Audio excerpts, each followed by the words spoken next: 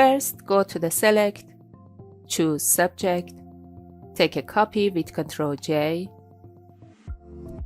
then make a new layer. With Pen tool, draw your shape. Then right-click, choose Stroke Path. Then select Blending Options, choose Other Glow. Follow these settings.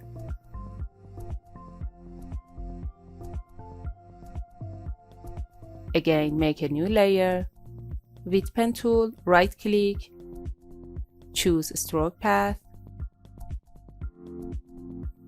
Then select Color.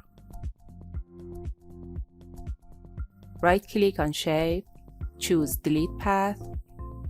With holding Shift, select two layers, then choose Merge Layers. Drag the layer below the image. Select your image, then click on Mask. With Eraser tool, drag over areas you wish to erase. Then choose Hue Saturation.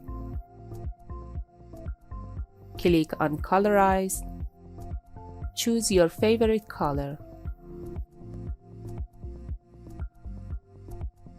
I hope you enjoyed this video.